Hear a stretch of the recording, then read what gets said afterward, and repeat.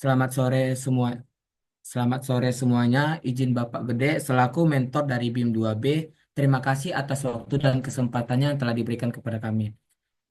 Perkenalkan, saya Putra Andriano Simorangkir selaku ketua dari BIM 2B PT Neo Asia Batch MSIB Batch 7 dan rekan-rekan saya ada Agni Puspantari Tobing, ada Kak Cut Usmaul Usna, ada Kak Pimen Fadila Nasution, ada Kak Isna ini Azara, ada Bang Rasid Batama, ada Kak Sarah Teresia Senipa, dan ada Kak Yuna Oktavia Ramadhani. Eh, Fun fact-nya di sini kami berasal dari Sumatera Utara. Tuh, 8 anggotanya ini semuanya berasal dari Prodi Teknik Sipil, 7 dari Universitas Negeri Medan, dan satu dari Politeknik Negeri Medan. Eh, di sini kami mengambil proyek kami yaitu proyek kawasan yang bersekitar ukuran 2,5 hektar yang kami bangun yaitu rencananya villa. Eh, nama dari aru, nama dari proyek kami ini yaitu Arunika Toba Villa. Oke, next Kak.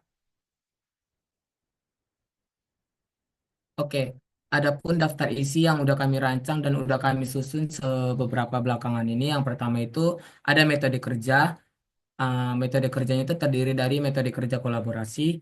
Nah, nextnya itu ada konsep normatif, ada deskriptif proyek, ada latar belakang, ada permasalahan arsitektur, tujuan perancangan, analisa SWOT, kawasan, dan studi kasus.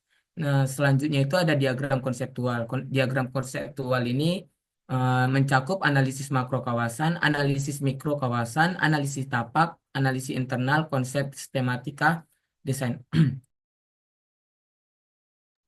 Selanjutnya itu ada diagram flow kendaraan yang mencakup menampilkan diagram flow kendaraan dari rencana tapak. Selanjutnya itu ada dena dari masing-masing kawasan. Di sini kami memiliki beberapa kawasan yaitu kawasan publik, kawasan villa keluarga, dan ada kawasan villa private dan semi private. Di dena ini kami akan menunjukkan dena villa keluarga, dena villa private, dena villa semi dan private. Selanjutnya itu ada potongan struktural yang terdiri dari potongan AA dan potongan BB. Yang selanjutnya itu ada tampak yang mencakup tampak depan, tampak belakang, tampak samping kanan, dan tampak samping kiri. Selanjutnya ada perspektif yang mencakup penampilan visualisasi aerial dan human view interior dan eksterior. Selanjutnya itu ada virtual tour yang menampilkan 3D 360 virtual tour dari interior. Selanjutnya itu ada rencana pekerjaan struktural yang dimana mencakup kriteria, bahan, dan standar peraturan perhitungan dimensi struktural, gambar struktur dan bangunan. Yang selanjutnya itu ada RAB atau master budget yang terdiri dari RAB arsitektural, RAB struktural, dan master budget. Dan yang terakhir itu ada animasi, menampilkan animasi dan visual aerial. Next, Kak. Oke, selanjutnya itu ada metode kerja. Yang pertama, kami melakukan pembagian tugas. Pembagian tugas nanti ada saya bacakan juga. Setelah pembagian tugas, kami menjadwalkan perancangan dan penjadwalan. Setelah terjadinya ini, kami membantu juga survei lokasi dan penentuan. Kami survei lokasi ini dari beberapa uh, online. Maksudnya dari online ini kami menampilkan dari Google Earth. Nanti akan dibacakan oleh teman kami juga. Setelah itu, kami melakukan penelitian dan analisis. Untuk membangun visualisasinya, kami perlu uh, membahas analisisnya dan konsep-konsepnya. Dan setelah itu kami mengembangkan konsep desainnya. Setelah itu kami desain awal dan revisi. Setelah kami melakukan desain awal dan revisi, kami berdiskusi lagi apa yang kurang dan apa yang dievaluasi dari desain kami yang awal. Setelah itu kami mengembangkan desain final. Setelah mengembangkan desain final, kami menghitung perhitungan struktur dan RAB master budget. Setelah itu kami melakukan presentasi final yaitu pada hari ini dan evaluasi secara berkala dari masukan dan kritik dari Bapak Gede sendiri nanti. Oke, lanjut Kak. Oke, selanjutnya itu ada tools yang dipakai yang Di sini kami memakai kolaborasi melalui via WhatsApp, Google Meet sebagai Google Meet dan Zoom. Zoom Breakout ini sebagai sarana sarana tempat kami untuk berdiskusi lebih dalam, dan ada Canva sebagai kolaborasi kami untuk menyusun laporan, dan Google Drive sebagai penyimpanan visualisasi-visualisasi yang udah kami buat. Dan tuh dan kolaborasi kami tuh kami memakai Trimble Connect. Kenapa kami memakai Trimble Connect? Terjadinya beberapa masalah teknis dan ini ya device masing-masing anggota yang tidak memungkinkan bahwa kami memakai Archicad untuk kolaborasinya. Dan modelingnya juga kami memakai SketchUp. Visualisasinya kami memakai V-Ray dan Kula dan Enscape. Untuk analisisnya kami memakai Google Earth, Google Dokumen, dan Google Spread. Oke, lanjut Kak. Oke, ini mungkin visualisasinya juga ditambahin dengan Google Earth yang akan kami analisis dari proyek kami. Oke, saya akan membacakan deskripsi proyek. Arunika Toba Villa adalah proyek villa mewah di kawasan Danau Toba, menggabungkan keindahan alam dengan kenyamanan modern dan sentuhan budaya Batak. Villa ini menawarkan berbagai tipe hunian dengan fasilitas lengkap seperti kolam renang pribadi, spa, restoran, serta ekowisata. Berlokasi strategis dengan pemandangan langsung Danau Toba, proyek ini mendukung pariwisata berkelanjutan dan investasi properti. Mengusung konsep ramah lingkungan, Arunika Villa Toba menjadi pilihan ideal untuk liburan maupun investasi eksklusif. Nah, apa sih arti dari Arunika Toba ini? Arunika berasal dari artinya sinar matahari pagi dalam bahasa Sanskerta yang melambangkan awal yang baru dan kehidupan yang harmonis. Nama ini menggambarkan suasana villa yang damai dengan pemandangan matahari terbit di Danau Toba. Arunika Toba, Arunika Toba Villa adalah proyek kawasan eksklusif di sekitaran Danau Toba yang terdiri dari beberapa jenis fasilitas untuk mendukung kenyamanan dan gaya hidup modern. Setiap bagian kawasan dirancang untuk konsep yang unik sesuai kebutuhan penghuninya. Villa pribadi menyediakan pilihan pilihan 1 BR, 2 BR, dan 3 BR. Lengkap dengan kolam renang pribadi, dapur modern, dan balkon luas yang menghadap Danau Toba. Kawasan pusat rekreasi menawarkan spa dan area yoga, memberikan ruang relaksasi yang terinspirasi oleh keindahan alam. Area komersial dilengkapi dengan restoran dan kafe yang menyajikan kuliner lokal dan internasional dan dengan bahan segar dan dari petani sekitar. Oke, next Kak. Oke, adapun latar belakang dari proyek kami ini yaitu Danau Toba salah satu destinasi wisata unggulan di Indonesia, dikenal tidak hanya karena keindahan alamnya yang luar biasa, tetapi juga karena kekayaan budaya Batak yang khas. Wilayah ini menjadi pusat dan tradisi dan warisan masyarakat Batak yang telah bertahan selama berabad-abad. Rumah adat Batak dengan atapnya yang melengkung menyerupai tanduk kerbau menjadi inspirasi utama dalam desain bangunan. Selain itu, motif-motif ukuran khas Batak seperti gorga akan dihadirkan di berbagai elemen interior dan eksterior villa, menciptakan suasana yang autentik namun tetap nyaman bagi wisatawan modern. Dalam konteks inilah, proyek pembangunan villa bernuansa adat Batak di sekitaran Danau Toba mengambil tempat, bertujuan untuk mengintegrasikan keindahan alam dengan budaya lokal yang autentik. Namun, beberapa aspek dan permasalahan di kawasan ini menjadi alasan utama dibangunnya proyek villa bernuansa adat Batak. Yang pertama, kurangnya akomodasi yang mengintegrasikan budaya-budaya lokal. Yang kedua, minimnya pelestarian budaya di tengah modernisasi. Yang ketiga, dukungan terhadap pengembangan pariwisata berkelanjutan. Yang keempat, keterbatasan partisipasi masyarakat lokal dalam industri pariwisata. Yang kelima, kurangnya edukasi dan promosi budaya kepada wisatawan. Villa ini dirancang untuk menjadi representasi dari kekayaan budaya Batak melalui pemaparan arsitektur tradisional yang unik. Wisatawan yang menginap di villa ini akan memiliki kesempatan untuk mengenal lebih dekat tradisi Batak, mulai dari seni ukir, musik, hingga kuliner khas yang menjadi bagian integral dari pengalaman menginap. Untuk Selanjutnya saya serahkan ke untuk Kak Yuna yang bacain.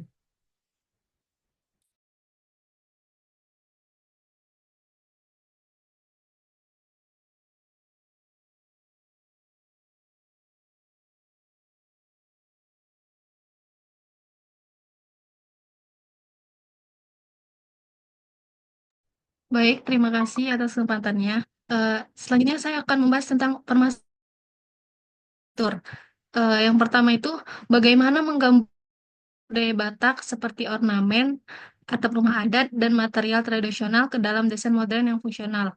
Yang kedua, bagaimana memastikan desain villa harmonis dengan lanskap Danau Toba tanpa merusak keindahan dan ekosistem sekitar.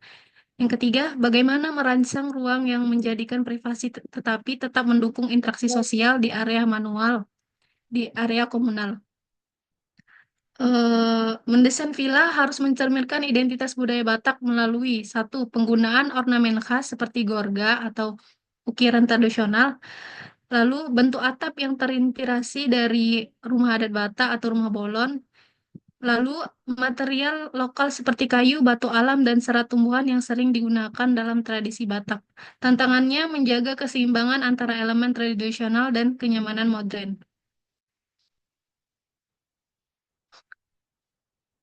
Merancang tata ruang harus mencakup area privat untuk kenyamanan tamu seperti villa individual, area komunal untuk aktivitas sosial seperti ruang makan bersama atau taman, penempatan ruang agar tidak mengganggu tamu lain, lalu tantangan menyeimbangkan kebutuhan privasi dengan fasilitas sosial yang inklusif. Lokasinya itu di dekat Danau Toba memerlukan yang pertama itu desain yang menyatu dengan lanskap alami tanpa merusak ekosistem. Yang kedua, orientasi bangunan untuk memaksimalkan pemandangan danau. Yang ketiga, penyesuaian terhadap topografi tanah untuk menghindari erosi dan kerusakan lingkungan. Tantangannya menjaga keindahan alam tanpa kompromi pada tugas villa. Selanjutnya, tujuan perencanaan. Arunika Villa menekankan pentingnya pelestarian lingkungan dan budaya melalui desain dan fasilitas villa. Villa ini memberikan informasi mengenai praktik keberlanjutan yang diterapkan dalam operasionalnya, serta mempromosikan produk lokal seperti kerajinan tangan dan kuliner khas Danau Toba sebagai sebagai bagian dari layanan yang disediakan. Selain itu, villa ini turut mendukung visi Danau Toba menjadi destinasi pariwisata internasional dengan menyediakan akomodasi premium yang ramah lingkungan. Hal ini bertujuan untuk menarik wisatawan domestik dan mancanegara ke kawasan Danau Toba. Desain bangunan villa mengangkat nilai-nilai arsitektur tradisional Batak Toba dengan menghadirkan elemen budaya lokal seperti ornamen pada pola ukiran Batak Toba yang menjadi identitas utama villa. Selanjutnya, saya kembalikan kepada ketua. Terima kasih Kak Yuna atas pemaparannya. Eh, untuk selanjutnya bisa dibacakan oleh Kak Jara, analisis SOT kawasan. Untuk Kak Jara, dipersilakan Kak. Oke, terima kasih kesempatannya. Di sini saya akan menjelaskan mengenai analisa SWOT kawasan. Kawasan yang kami pilih yaitu di daerah Danau Toba yang memiliki kekuatan yaitu perpaduan alam dengan budaya, potensi dukungan pemerintah, lokasi yang strategis, iklim yang sejuk dengan pemandangan yang indah, serta memiliki kelemahan yaitu infrastruktur yang terbatas, akses ke pendidikan dan kesehatan yang berkualitas, ketergantungan pada komoditas primer, dan keterbatasan keahlian lokal. Daripada itu, kawasan yang kami pilih juga memiliki peluang pengembangan pariwisata, investasi infrastruktur, ekspor hasil pertanian dan perkebunan, serta peningkatan ekonomi kreatif. Adapun lainnya, ancaman-ancaman dari kawasan yang kami pilih adalah rawan bencana alam, kompetisi regional dan global, perubahan iklim perbukitan, dan juga ketergantungan pariwisata. Detail rencana lokasi kawasan yang kami rancang yaitu bertotal 2,53 hektar dengan keliling 623,006 meter. Oke, selanjutnya.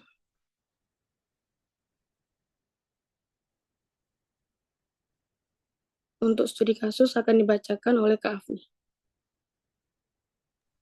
Untuk studi kasus yang diambil yaitu di mana kupu-kupu Barong Villa dan Trispa yang berasal dari Raya Gedewat, Ubud, Gianyar, Bali.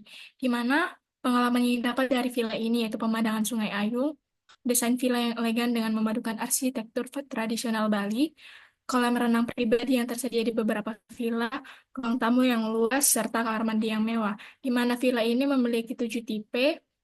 Yang pertama tipe Riverfront Pool, yang kedua tipe Riverfront View Pool, yang ketiga tipe duplex pool villa, lalu ada tipe duplex villa, ada juga tipe pool view suite, yang keenam ada tipe triple room pool view, lalu ada tipe family pool villa. Lalu ada juga Villa Paradise Garage Komodo yang terdapat pada Jalan Elang, nomor 2 Labuan Bajo, di mana kelebihan dari properti ini adalah ada sadel bandara, terdapat 300 meter dari pantai, serta terdapat wifi gratis di setiap kamarnya.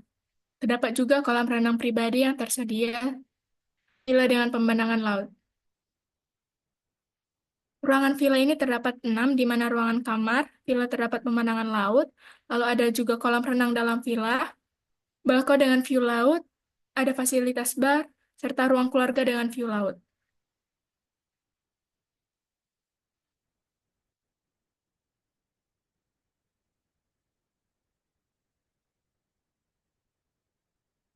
Analisa makro kawasan, di mana pemanfaatan lahan atau land use, wilayah Pardamaian Ajibata, Kecamatan Ajibata, Toba, Sumatera Utara dikenal sebagai daerah pariwisata dengan pemanfaatan lahan utama untuk sektor perumahan.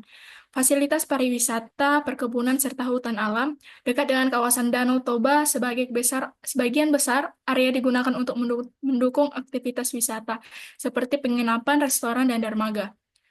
Jalur atau PEDS. Jalur utama adalah jalan penghubung menuju dermaga feri Ajibata, yang menjadi pintu masuk ke Pulau Samosir. Jalanan ini cenderung sempit dan berkelok, mengikuti kontur perbukitan. Jalur perjalanan kaki dan jalur sepeda belum memadai secara infrastruktur. Urban morfologi. Ajibata adalah area semi-rural dengan pemukiman menyebar dan tata letak organik. Iklim di Ajibata ini beriklim tropis dengan suhu rata-rata 17-26 derajat Celcius. Curah hujan yang tinggi terutama antara September hingga Februari. Angin cenderung lembut tetapi bisa menikmati di dekat danau.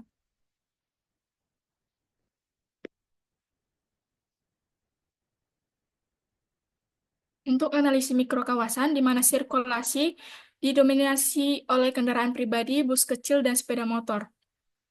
Terjadi peningkatan aktivitas kendaraan karena transportasi barang dan penumpang.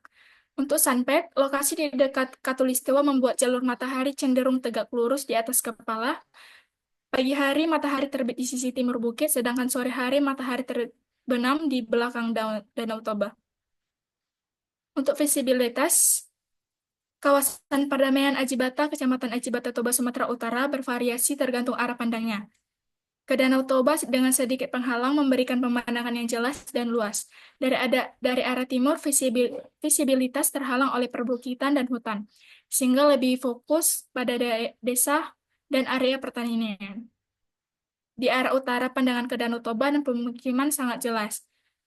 Area ini ideal untuk menikmati pemandangan alam, sedangkan dari arah selatan, sedikit terhalang oleh bukit, visibilitas tetap baik dengan pemandangan ke danau dan bukit di sekitarnya. Untuk aktivitas, pagi dari jam 6 sampai jam 9, pertanian dimulai pagi hari, kendaraan ramai, pasar tradisional buka, wisatawan mulai beraktivitas. Pada siang hari jam 9 sampai jam 3, aktivitas sangat tinggi di mana wisatawan berkunjung ke Danau Toba, pasar sibuk, pekerjaan berlangsung, serta transportasi aktif. Pada sore hari jam 3 sampai jam 6, aktivitas sedang, wisatawan kembali ke penginapan, penduduk pulang, pasar mulai sepi, jalanan sibuk. Malam dari jam 6 sampai jam 11, aktivitas sedang, di mana terjadi makan malam dan sosialisasi. Pada waktu larut malam dari jam 11 sampai jam 6 pagi, aktivitas rendah, sebagian besar kawasan sepi. Saya kembalikan kepada moderator. Oke, makasih Kak Afni atas pemaparannya. Untuk yang selanjutnya boleh di next Kak. Oke, untuk yang selanjutnya itu dibacakan oleh Kak Sarah. Untuk Kak Sarah, dipersilakan Kak Sarah. Terima kasih. Eh, pada ini ada konteks tapak, di mana lokasi ini tidak memiliki pola angin dominan. Matahari cenderung memberikan paparan yang merugikan atau merah sepanjang tahun, terutama pada jalur Desember dan equinox. Perencanaan perlu mempertimbangkan pengelolaan sinar matahari untuk kenyamanan termal.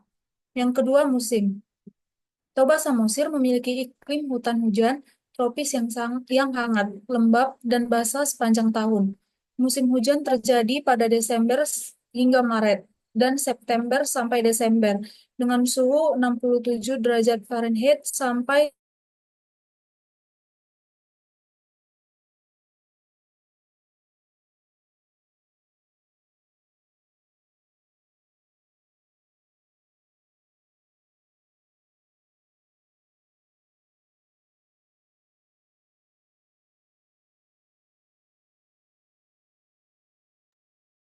Maaf Bapak, di sini mungkin Kak Saranya ada masalah teknis.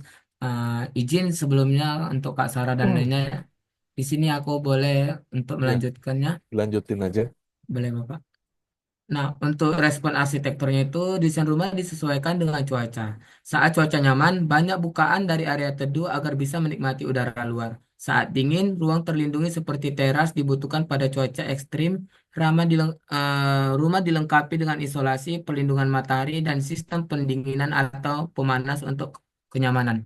Untuk rasio kaca, dipengaruhi oleh cuaca. Pada cuaca dingin, kaca tidak banyak memengaruhi suhu. Jadi, rasio kaca bisa lebih besar. Untuk peneduh itu seperti fasad selatan, bangunan di P- Pardamean Ajibata tersebut menerima pemaparan sinar matahari yang berlebihan, terutama pada siang hari yang menyebabkan potensi panas berlebihan. Oleh karena itu, memasang naungan pada fasad selatan untuk mengurangi dampak negatif tersebut. Nah, untuk ruang luar, eh, meningkatkan penggunaan ruang luar dengan intervensi dari 25% menjadi hampir 100%. Pelindung hujan dan pencahayaan adalah intervensi paling aktif dan kombinasi pencahayaan sangat direkomendasikan untuk memaksimalkan penggunaan ruang. Oke, yang selanjutnya itu boleh di next, Kak.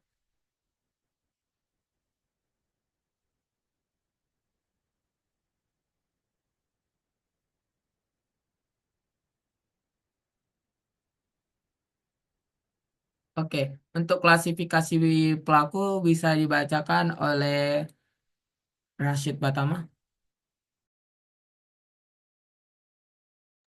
Baik, saya akan membacakan klasifikasi pelaku. Satu, pengelola.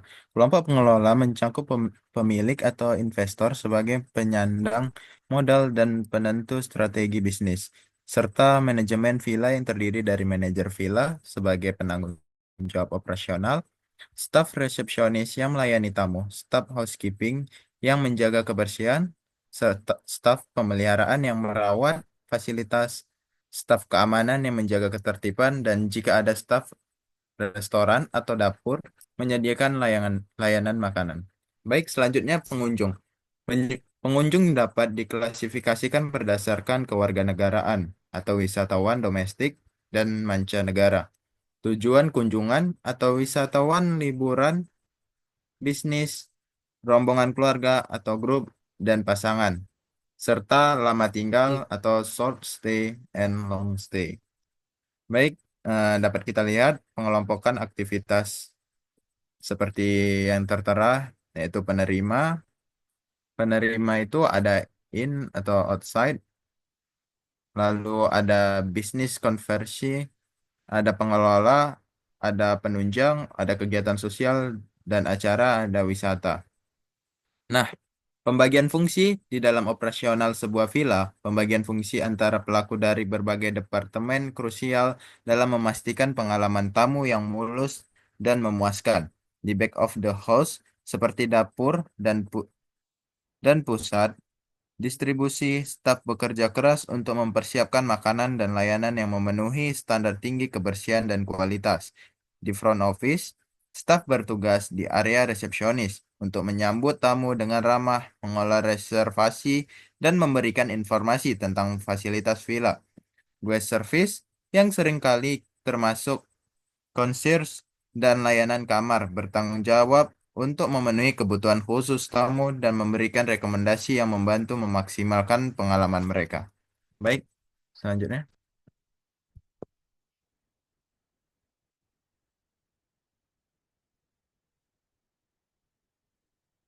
Baik, untuk fungsi objek rancangan, Villa Arunika Toba berfungsi sebagai destinasi wisata yang menawarkan keindahan Danau Toba sekaligus memperkenalkan budaya Batak kepada pengunjung. Dengan menyediakan fasilitas untuk kegiatan komersial seperti rapat dan acara perusahaan. Villa ini menjadi pilihan ideal yang bagi entitas bisnis. Selain itu, villa ini mendukung pelestarian budaya melalui pertunjukan seni tradisional Batak dan turut mempromosikan ekonomi lokal dengan menjual hasil kerajinan khas daerah. Kombinasi pemandangan alam, fasilitas modern, dan sentuhan budaya menjadikan Villa Arunika Toba tempat yang unik dan berdaya tarik tinggi. Program aktivitas pelaku dapat kita lihat pengelola ada office, guest service, housekeeping, maintenance, food and security. Lalu ada pengunjung, ada bisnis, wisatawan, event partisipan. Selanjutnya ada kegiatan. Berdasarkan fungsi kegiatan di Villa Arunika Toba mencangkup pengelolaan operasional, pelayanan tamu dan promosi budaya Batak melalui pertunjukan dan kerajinan lokal. Menjadikan destinasi wisata yang mendukung pariwisata, bisnis, dan pelestarian budaya. Baik, selanjutnya saya serahkan kepada moderator. Nah, terima kasih untuk Bang Rasyid Batama yang udah membacain yang tadi. Selanjutnya itu dibacakan oleh Kak Cut Asnaul. Boleh dipersilakan. Baik, terima kasih kepada moderator. Selanjutnya ada konsep strategi desain. Perancangan Villa Arnika Toba ini di Kota Toba hadir sebagai jawaban atas peluang berkembangnya sektor pariwisata dengan sentuhan harmoni budaya lokal. Villa ini tidak hanya dirancang untuk menanjakan pengunjung, tetapi juga memberikan dampak positif bagi komunitas lokal melalui integrasi elemen tradisional ke dalam desain dan fasilitasnya.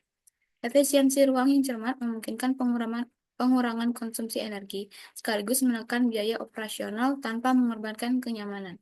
Lebih dari itu, villa ini juga mengutamakan aksesibilitas universal, memastikan bahwa setiap tamu, termasuk penyandang disabilitas, dapat menikmati pengalaman menginap yang nyaman, aman, dan berkesan. Kemudian konsep perancangannya, Local Empowerment Hub adalah konsep yang bertujuan untuk memanfaatkan sumber daya lokal, memperdayakan masyarakat, dan mendukung perkembangan ekonomi serta budaya setempat. Dalam konteks sebuah hotel konvensi, ini bisa diterapkan melalui berbagai inisiatif dan fasilitas yang dirancang untuk memaksimalkan manfaat bagi komunitas lokal. Kemudian ada konsep neo-vernacular, kontemporer, dan green concept dalam perancangan villa yang menggabungkan elemen arsitektur tradisional lokal dengan pendekatan desain modern yang berkelanjutan. Neo-vernacular kontemporer memperbarui gaya arsitektur tradisional dengan sentuhan modern, menggunakan material dan teknik lokal yang disesuaikan dengan kebutuhan masa kini. Green Concept menekankan pada prinsip-prinsip desain ramah lingkungan, seperti penggunaan material berkelanjutan, efisiensi energi, pengelolaan air, dan integritas ruang hijau. Gabungan kedua konsep ini menciptakan villa yang menghormati warisan budaya lokal dan berkomitmen terhadap keberlanjutan lingkungan, memberikan pengalaman mewah yang sehat dan nyaman bagi para tamu. Kemudian untuk pendekatannya, perencanaan fasilitas pusat informasi budaya dan ruang konvensi yang tematik yang terintegritas dengan desain ornamen, bentuk gorga, dan penggunaan material lokal. Kemudian memaksimalkan konfigurasi kamar tamu dengan penyusunan layout kamar dengan sistem single loaded, dengan core di tengah dan ruang servis di bagian ujung koridor bangun bangunan agar tidak ada ruang mati di ujung koridor. Kemudian manajemen orientasi bangunan dan fasad serta memperhatikan penataan ruang luar dengan vegetasi dan daerah resapan air yang memperhatikan sirkulasi parkir dan ramp bagi kemudahan akses. Untuk material itu menggunakan panel surya atau untuk mengurangi ketergantungan pada listrik konvensional, pemasangan panel surya dapat menjadikan investasi ramah lingkungan. Kemudian kayu dari sumber yang berkelanjutan dengan sertifikasi FSC atau Forest Stewardship Council seperti kayu jati dan merbau. Kemudian menggunakan cat berbahan dasar air tanpa VOC atau volatile organic compounds. Kemudian ada kaca low A untuk mengurangi panas matahari masuk dan ventilasi alami. Bisa memanfaatkan angin sekitar lubang untuk pendinginan alami. Saya kembalikan ke moderator. Terima kasih. Oke, makasih untuk Kak Cut Asmaul yang telah membacakan konsep diagramnya tadi. Selanjutnya itu boleh dibacain oleh Kak Yuna untuk hierarki ruang.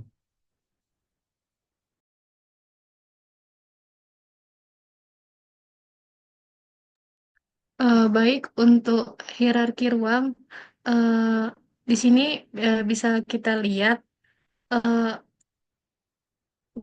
hierarki ini menunjukkan ruang dalam sebuah villa dengan pengelompokan berdasarkan tingkat privasi dan fungsi ruang. Bagian yang lebih rendah pada diagram mewakili area publik, sementara bagian lebih tinggi mengarah ke area privat. Area publik itu lantai dasar, itu ada retail, UMKM center, CO working space, lobby, dan resepsionis. Yang lantai kedua itu dia di sini itu area restoran. Eh, Lantai satu itu ada kolam renang dan musola. Eh, di semi privat itu ada untuk area semi privat itu di bagian sini. eh, ini area privat dan ini area villa keluarga.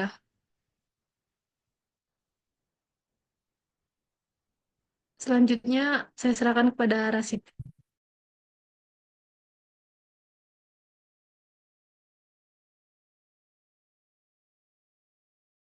Nah, baik, saya akan menjelaskan tentang dimensi fondasi. Nah, pada struktur Arunika Toba Villa ini kebanyakan bangunan villa tersebut menggunakan fondasi wood plate yang berukuran 1 meter kali 1 meter dengan bore pile yang berdiameter 0,25 meter dengan kedalaman 3 meter. Selanjutnya.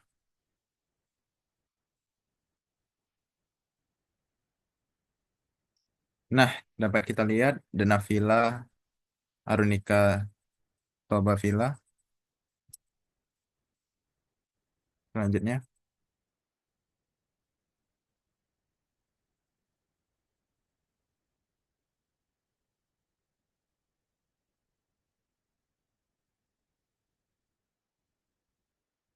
Nah, pada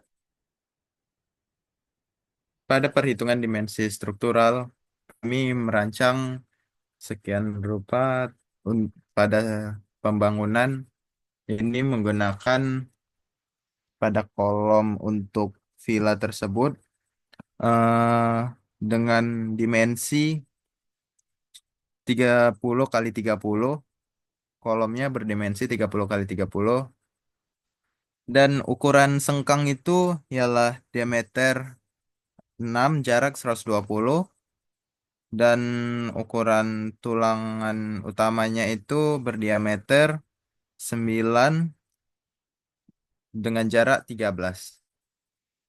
Nah, pada ukuran balok dapat kita lihat dimensinya yaitu kami merancang dimensinya 30 kali 40. Pada tulangan lapangan ada ukuran tulangan lapangan yaitu diameter 3, jarak 13. Pada tumpuan dengan berdiameter 4, jarak 13. Pada tulangan sengkang yaitu berskala Dia- Diameter 6, jarak 80. Baik, selanjutnya. Selanjutnya, saya serahkan kepada moderator.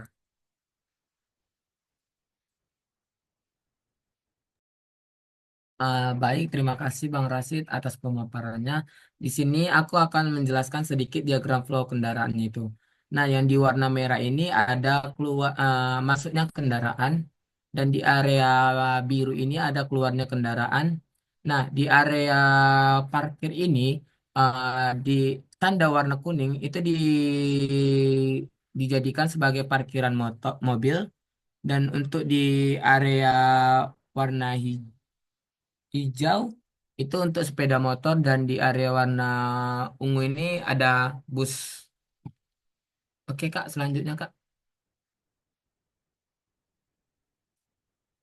Oke, ini tadi sebelumnya udah dijelaskan oleh Kak Yuna. Jadi mungkin aku mengulang sedikit tentang Dena Villa ini. Yang pertama itu ada terdiri dari restoran dan ruangan ruangan manajemen.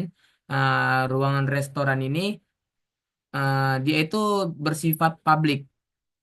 Dia itu bisa diakses oleh semua orang, bisa diakses oleh publik juga yang tanpa menginap ke villa tersebut. Dan ada di lantai FYI, FY for you pay itunya itu di restorannya terdiri dari dua tingkat. Yang lantai satunya itu terdiri dari restoran, lantai duanya itu ruangan manajemen. Nah, di samping ini itu ada ruangan UMKM. Di sini ada ruangan UMKM dan ruangan yang kecil yang hitam ini ada ruangan coffee shop. Di di di ruangan di UMKM ini terdapat coffee shop. Oke. Nah, selanjutnya itu yang di bawahnya itu ada ruangan lobby. Ini adalah lobby di mana wisatawan yang mengunjungi villa tersebut bisa masuk lewat sini. Dan di bawahnya itu adalah gapura. Itu adalah tempat awalnya masuk para wisatawan yang ingin mengunjungi villa tersebut. Oke, yang selanjutnya itu ada di bawahnya itu ada ruangan satpam. Ini ruangan security atau satpam. Selanjutnya itu ada ruangan semi private yang terdiri dari 5 sampai 3 sampai 5 orang, terdiri dari 4 unit dan ruangan selanjutnya itu di kawasan selanjutnya itu ada terdiri dari 6 villa private itu terdiri dari yang bisa dikunjungi oleh 1 sampai 2 orang yang bersifat private dan yang di selanjutnya itu ada kawasan villa keluarga ya. Villa keluarga terdiri dari 5 sampai 10 orang itu bisa diakses oleh sekeluarga, terdiri dari kolam renang dan di sampingnya itu terdiri dari musola, masjid, maaf. Di depannya itu terdiri dari taman umum yang bisa diakses oleh semua wisatawan yang berkunjung. Di samping di bawahnya itu ada kolam renang yang bisa diakses oleh semi private dan private, villa private dan private. Dan selanjutnya itu ada kolam pancuran atau eh, kolam pancuran sebagai pusat foto ekowisatawan yang mengunjungi villa tersebut. Oke, next Kak. Oke, ah, di sini aku akan jelasin sedikit gambaran dari layout villa private itu ada terdiri dari tampak depan, denah, potongan samping dan tampak sampingnya. Di di ruangan private ini terdiri dari 1 sampai 2 orang. Itu dia terdapat kolam ikan. Jadi kalau kalau kolam renang itu bisa diakses lewat area publik tadi, bisa diakses bersama. Nah, contoh rendering living roomnya itu boleh sebelumnya Kak, Kak Yuna. Nah, contoh renderingnya itu bisa dilihat pada samping layout ini. Itu area living roomnya. Oke, next Kak. Nah, ada area dapur bisa dilihat seperti ini. ada area taman belakangnya juga bisa sebagai tempat barbecue ataupun bisa sebagai tempat duduk dan terdapat satu buah kamar dan living room. Untuk rendering dari dapur itu bisa dilihat seperti pada samping gambar ini. Next, Kak. Oke, untuk layout villa semi private aku silakan untuk Kak Yuna untuk menjelaskan sedikit.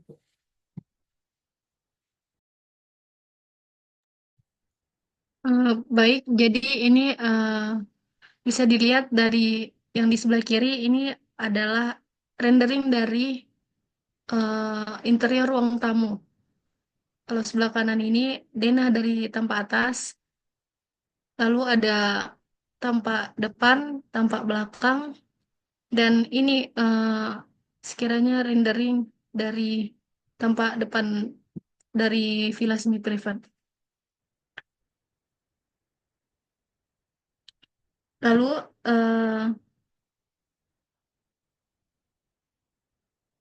ini tampak bagian kiri, tampak bagian bagian yang ini bagian kanan, lalu bagian kiri ada potongan.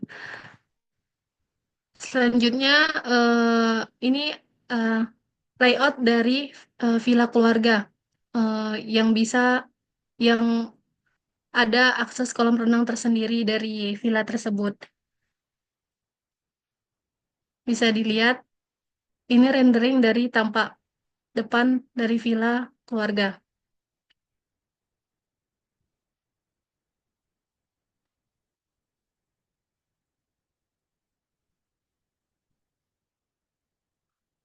Selanjutnya saya kembalikan ke moderator.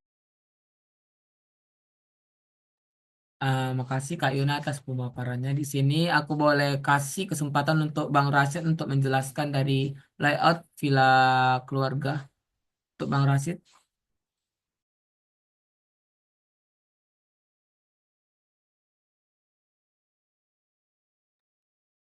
Nah, baik. Saya akan menjelaskan layout dari villa keluarga. Nah, pada villa keluarga ini, lantai satu itu biasanya untuk orang, gimana ya kita bilangnya, di situ tempatnya kayak kitchen, ada kamar mandinya juga di lantai satu. Nah, ada kolam renang di luarnya, jadi lebih lapang gitu penglihatan. Nah, untuk istirahat itu ada di lantai dua. Jadi di lantai dua itu ada dua kamar. Nah, di dalamnya juga ada masing-masing kamar mandi. Jadi tidak harus ke lantai satu. Jadi di setiap kamar memiliki kamar mandi. Nah, di kamarnya juga kami buat tempat istirahat senyaman mungkin agar nyaman berada di villa tersebut. Nah, dapat kita lihat renderan di sebelah kanan itu renderan dari kamar mandinya. Lanjut, next.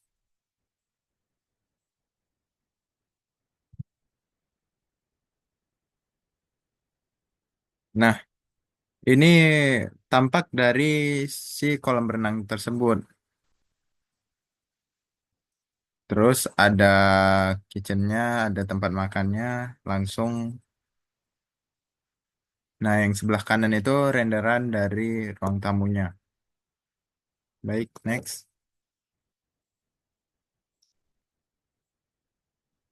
Nah, saya akan menjelaskan juga layout tentang gapura atau WC umum. Nah, gapura tersebut biasanya kita lihat di depan pintu masuk resort, yaitu langsung terlihat. Nah, gapura tersebut kami konsepin dengan ada atap rumah bolon dengan dengan ukiran-ukiran Batak. Nah, lalu pada WC umum itu kami buat per tiap toiletnya wanita pria itu ada 4 kamar mandi, 4 bilik, lalu ada tempat wastafelnya, cerminnya. Lalu sebelah kanan itu ada renderan dari si gapura tersebut. Baik, next. Berikut isi dalam dari kamar mandi tersebut, kamar mandi umum. Next. Nah, saya serahkan kepada moderator. Oke, terima kasih Bang Rasi atas pemaparannya. Di sini aku ngejelasin sedikit dari layout lobby. Nah, itu ada tampak samping dan tampak belakang. Di atas ini bisa kita lihat itu tampak depan. Jadi kalau kita ngakses jadi kalau area ini, keluar dari area ini, itu eh, bakal mengakses langsung ke taman publik atau eh, villa private lainnya atau villa semi private-nya. Nah, di bawah tampak depan ini ada tampak belakang. Nah, tampak belakang ini dia itu menuju akses ke gapura. Jadi pintu masuk gapura itu langsung mengakses ke pintu belakangnya. Jadi di denahnya ini terdapat ruangan office. Ruangan office-nya itu sebelah kanan ini, sudut kanan bawah, sudut kanan bawah. Itu terdapat ruangan manajemen ataupun ruangan office. Di bawahnya itu di ada ruang tunggu. Itu terdapat dari 4 lingkaran sofa ya, atau bisa disebut 12 sofa. Dan di sampingnya ini juga ada sofa 3 itu untuk yang berkeluarga ataupun yang keluarga yang mengunjungi villa. Dan ada toilet umum. Toilet umumnya ini terdapat dari cowok dan cewek. Cewek itu yang sebelah kanan dan cowok itu sebelah kiri. Ada terdapat 5 wastafel yang bisa diakses oleh cowok dan cewek. Dan ada meja lobbynya, meja barista ya kalau dibilangnya di sini. Jadi itu ada 4 karyawan yang akan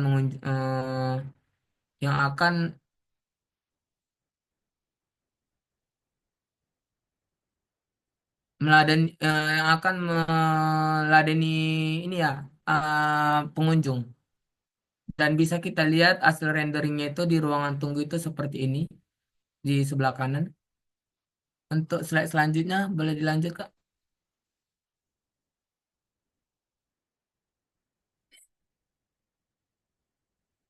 Nah, ini ada tampak samping dan potongan A dan potongan B. Nah, yang udah aku jelasin tadi ada ruang lobbynya itu bertuliskan Arunika Toba Villa yang huruf muncul gitu dia. Jadi lebih nampak estetika dan ada struktur desain dari Batak Toba tersebut untuk face-nya.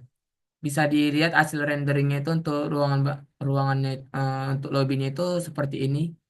Jadi menambah keestetikan dan mendapatkan eh, nilai adat lokalnya. Next, lanjut Kak.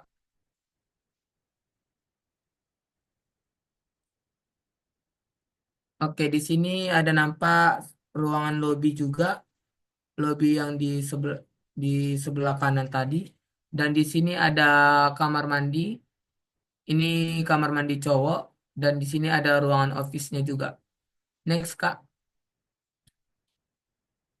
Oke, untuk layout masjid bisa aku serahkan ke Kak Female yang bacain. Untuk Kak Female, dipersilakan Kak. Baik, untuk layout masjid, di sini terdapat tampak depan dari masjid tersebut dan tampak samping maupun potongan arah samping maupun potongan arah depan dari masjid tersebut. Dan di sini ada rendering dari tampak depan Masjid Karunika Toba. Selanjutnya ada layout untuk UMKM dan coffee shop. Di sini ada tampak depan dari tapak depan dari UMKM dan coffee shop tersebut.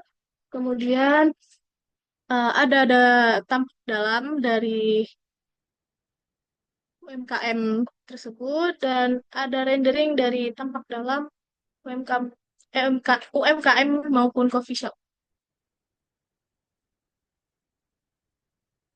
Selanjutnya, Sorry.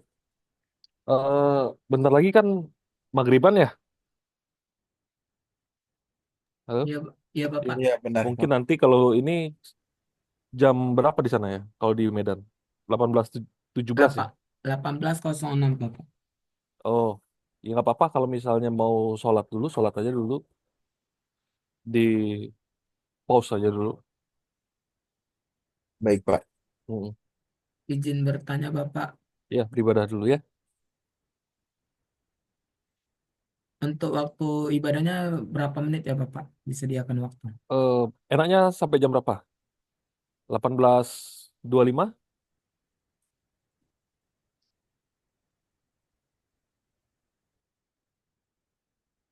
Kira-kira cukup? Bentar ya, Pak.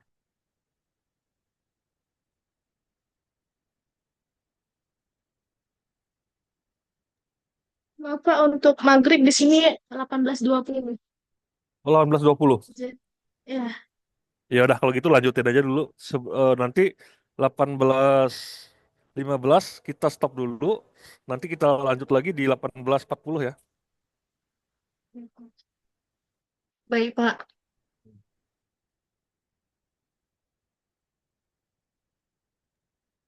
Ya, silakan lanjut.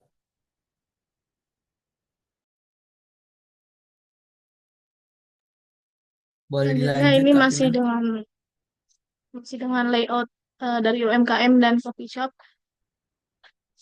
Di sini tersedia beberapa fasilitas untuk UMKM dapat berjualan di dalam bangunan tersebut. Dan di sini ada rendering tampak dari UMKM-nya. Selanjutnya,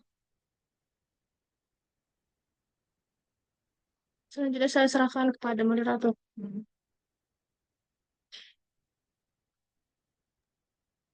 Oke, terima kasih Kak Pimel. Di sini ada layout restoran, bisa dijelaskan oleh Kak Jara. Untuk Kak Jara, waktunya dipersilakan. Oke, terima kasih. Di sini saya akan menjelaskan layout restoran di lantai 1 dan layout area manajemen di lantai 2. Di layar ini ada tiga layout, yaitu yang pertama di sebelah kiri ada layout ataupun denah dari lantai 1 yang dimana menunjukkan ada indoor seating, outdoor seating, kitchen, serta toilet dan tangga menuju lantai 2. Oh ya, for your information, di restoran ini ada 2 ruangan VVIP dengan juga ruangan VIP. Dan di sebelah kanannya ada denah dari lantai 2, yaitu area manajemen yang dia terdiri dari ada ruangan CEO, 2 ruangan manajer, ruang meeting, ruang finance dan HR, dan juga ada ruang logistik serta pantry. Dan di bagian tengahnya adalah main hall di mana nanti para staff bekerja. Dan di bawahnya adalah potongan dari keseluruhan bangunan dari restoran dengan area manajemen. Di sebelah kanannya ada hasil render dari outdoor restoran. Selanjutnya, dan untuk layout ini ada layout tampak-tampaknya, yang di atas ada tampak depan yang sebelah kiri, sebelah kanan ada tampak belakang, yang di bawahnya ada tampak kiri dan tampak kanannya.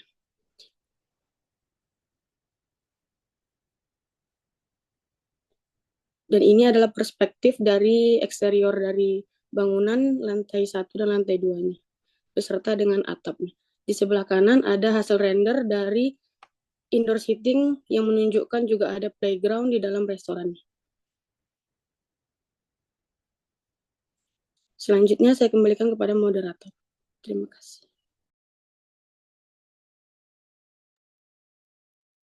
Oke, terima kasih Kak Jara atas pemaparannya. Di sini masuklah ke RAB atau total pekerjaan struktur yang dibacakan oleh Kak Sarah. Untuk Kak Sarah, waktunya dipersilakan. Terima kasih. RAB total pekerjaan struktur. Di mana struktur itu ada harga harga 250, 950, ada harga 164 juta 513. Kemudian ada villa villa semi private dengan harga 174 303. Kemudian ada restoran dan ruangan manajemen dengan harga 799 juta. Kemudian ada masjid dengan harga 392.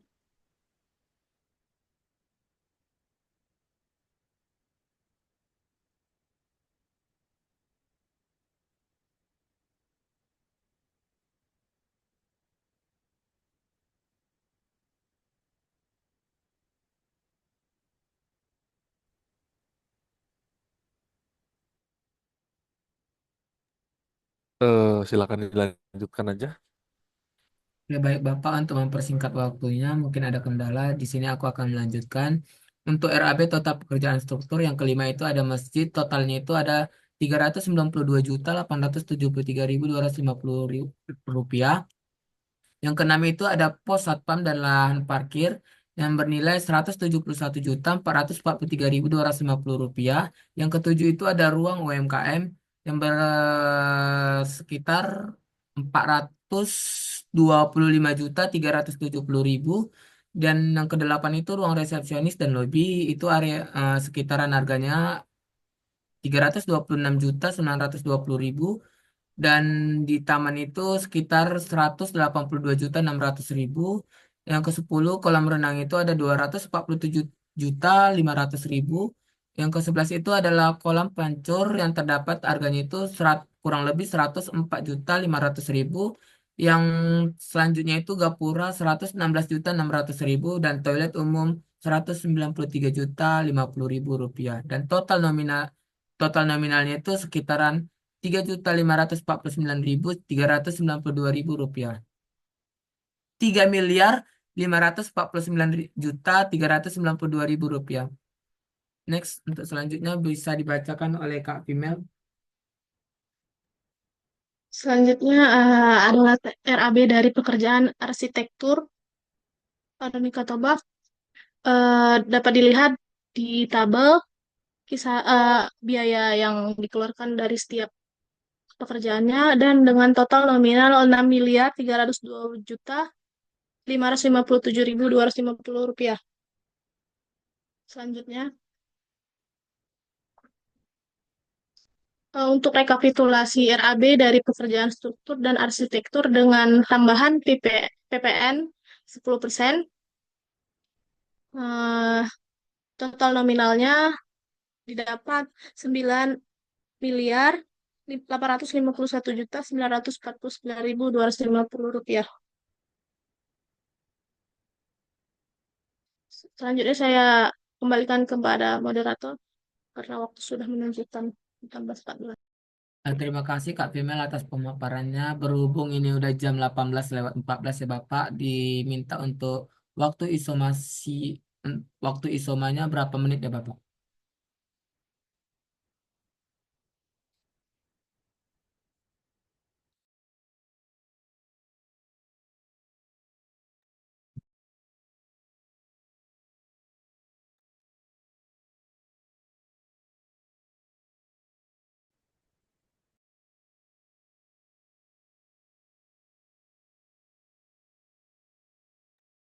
Slide sebelumnya Kak Yuna.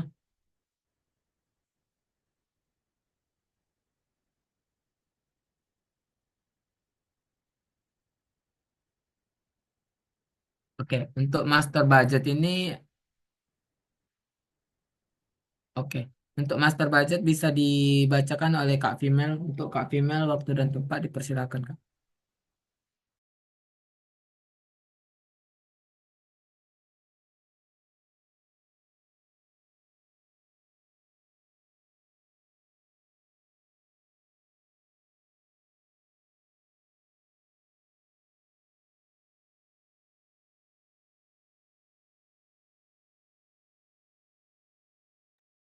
Oke, karena Kak Pimelnya masih masih sholat, boleh dilanjutkan oleh Bang Rashid Batama. Untuk Bang Rashid Batama, dipersilakan Bang. Baik, saya ambil alih. Saya akan membacakan master budget. Nah, pada master budget ini kami ada namanya pengadaan tanah, yaitu dapat dilihat yang pertama, lahan siap bangun itu berukuran 25.263.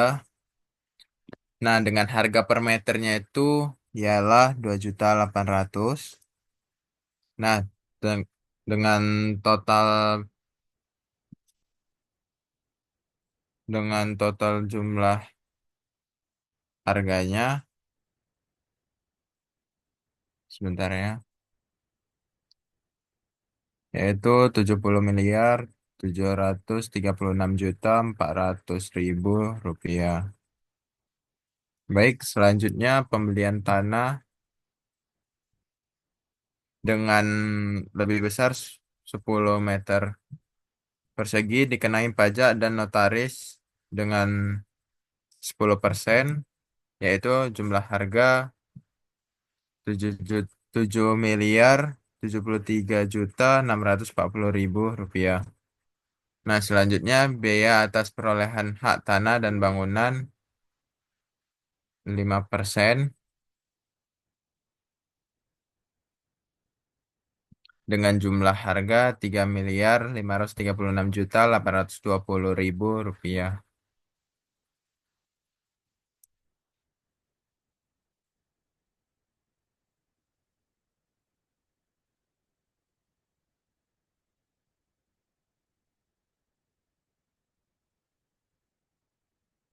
Biaya proyek fisik yaitu pembersihan lahan dengan luas 25.263 dengan harga per meternya 8.500 dengan jumlah harga 214.735.500 rupiah.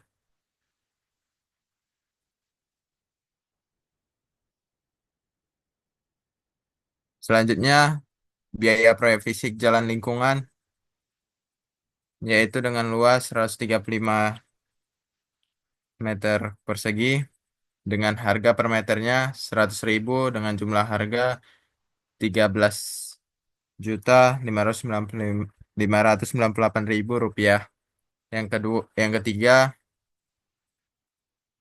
biaya proyek fisik saluran drainase dengan luas 100.967 meter persegi dengan harga per meternya 50.000 dengan total jumlah harga yaitu 98.364.000 rupiah dengan total keseluruhan yaitu 326.697.500 rupiah.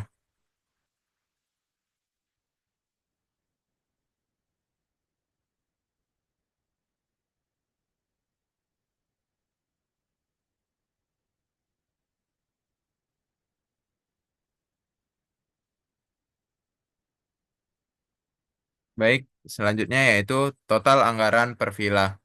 Nah, kita lihat kami telah membuat anggaran per villanya itu ialah pada Resorts and Management dengan luas 2.250 dengan harga per meternya 995.381 dengan jumlah harga 2.239.607.250 perak. Nah, yang kedua itu villa keluarga dengan luas 375 dengan harga per meternya 1.677.426.000 rupiah dengan jumlah harga 629 juta 34.750 rupiah. Villa semi private yaitu dengan luas 270 dan harga per meternya Rp1.790.586 dengan jumlah harga yaitu Rp483.458.220. Yang keempat, villa private dengan luas 120, harga per meternya itu Rp3.540.235.000 dengan jumlah harga yaitu Rp424.828.200. Yang kelima, UMKM dengan luas 720 dengan harga per meter yaitu Rp2.041.951 dengan total harga yaitu Rp1.041.204.720. Yang keenam, masjid dengan luas lahan yaitu 625 meter persegi dengan harga per meternya yaitu Rp2.933.053 dengan total harga yaitu Rp1.833.125.125.000.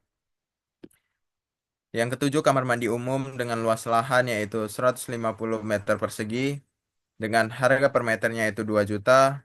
Jumlah harganya ialah 300 juta ribu rupiah.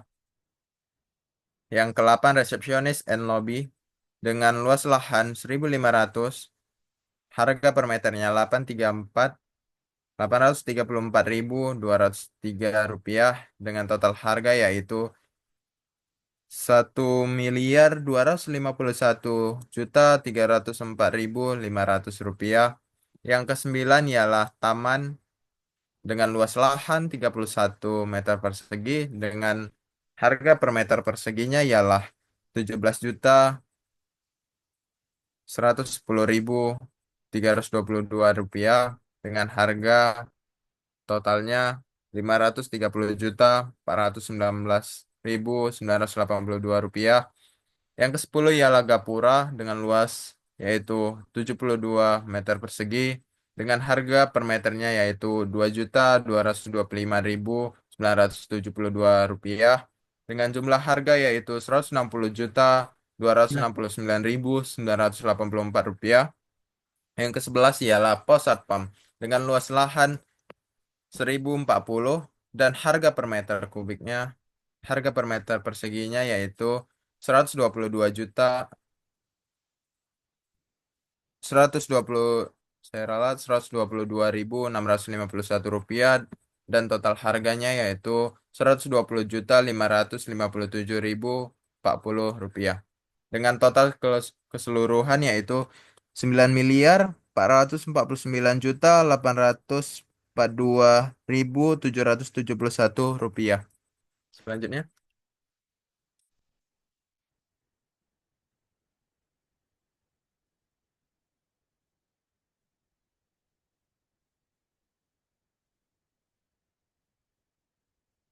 Nah, baik, saya akan melanjutkan fixed equipment. Fixed equipment kami ada beberapa peralatan CCTV, street furniture, dan penunjuk arah. Biaya bangunan diambil dari biaya bangunan sekitar 5%, yaitu biaya bangunannya adalah Rp9.449.842.771 dengan jumlah harga yaitu Rp472.492.138 dari 5% biaya bangunan. Baik, biaya jasa profesionalnya yaitu yang pertama ada biaya arsitek dan pengawas dengan presentase dari biaya bangunannya itu 7%, yaitu jumlahnya Rp641.488.993 dari 7% biaya bangunan. Yang kedua, kontraktor dengan harga Rp944.984.277 dari 10% biaya bangunan. Dengan total yaitu Rp1.606.473.271.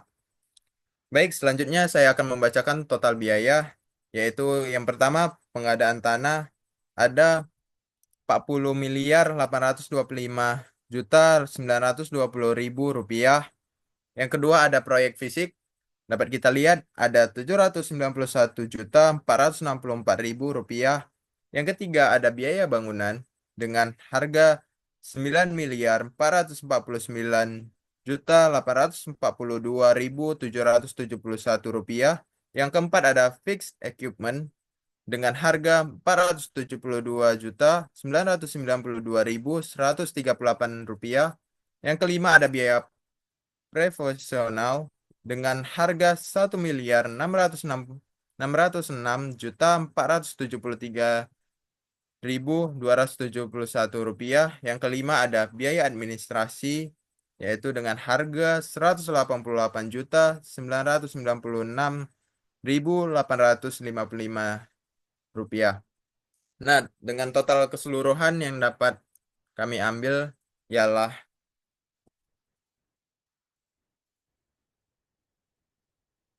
53.335.186. Baik, saya serahkan kepada moderator.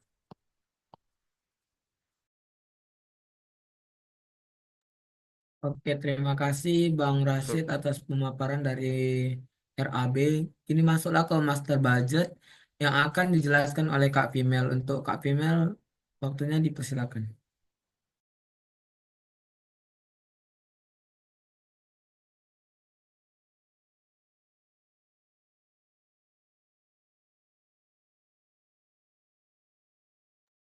Baiklah, selanjutnya ada pendapatan sewa area publik.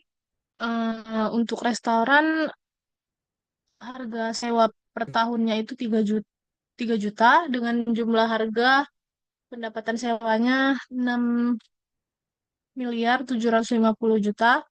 Dan UMKM sama untuk harga sewa per tahunnya dan dengan jumlah harganya 2.160.000.000.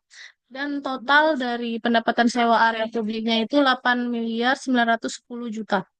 Untuk pendapatan sewa unit hunian villa itu untuk villa keluarga 162 juta.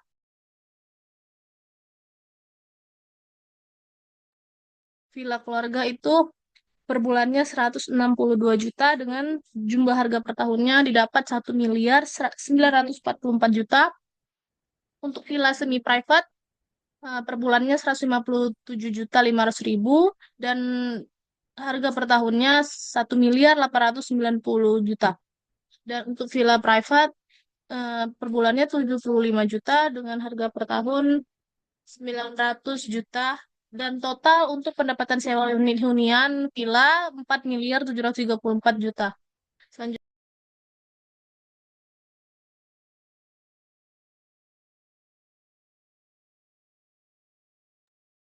untuk total pendapatan dari pendapatan sewa area publik ditambah dengan pendapatan sewa villa itu didapat 13.644.000.000. Biaya tetap untuk biaya melekat seperti biaya listrik, biaya air, dan kerusakan bangunan, beserta biaya tidak melekat seperti gaji karyawan, biaya promosi, pemasaran, biaya asuransi bangunan, totalnya 2.728.800.000. Dan pendapatan bersih untuk pendapatan kotor ditambah dengan biaya tetap dan pajak penghasilan didapat 10.369.440.000. Next. Perhitungan return of equity hotel dan rental office atau ROE-nya. ROE-nya didapat 9.920.572.468. Jadi dari perhitungan di atas dapat diperkirakan pengembalian investasi pada bangunan Alumni Toba Villa selama kurang lebih 5 tahun 3 bulan. Next.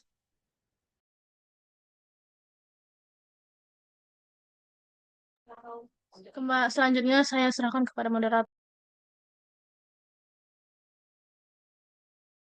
Oke, terima kasih Kak Female. atas pemaparannya. Boleh di next selanjutnya, Kak. Oke, di sini ada virtual tour-nya.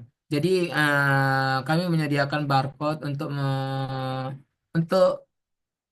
eh,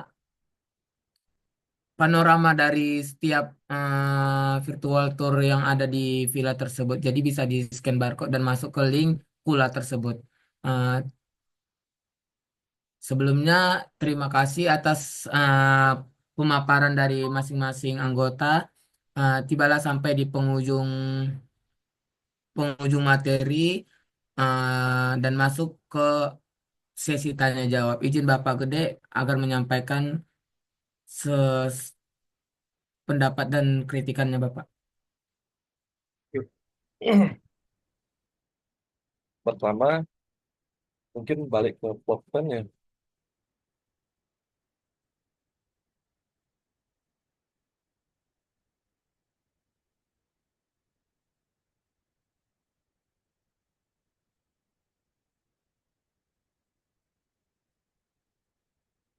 Coba pulpennya. Layout area.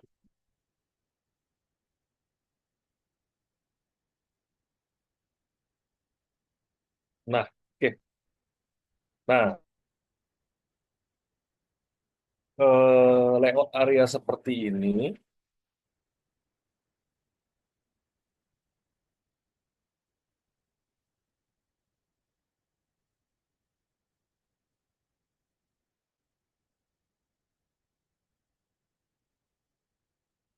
Nah, layout area seperti ini itu bukan area villa, Mas. Nah, ini namanya kalau layoutnya dibuat seperti ini, makanya saya bilang beratnya kalian bikin area villa begini, itulah tata ruangnya.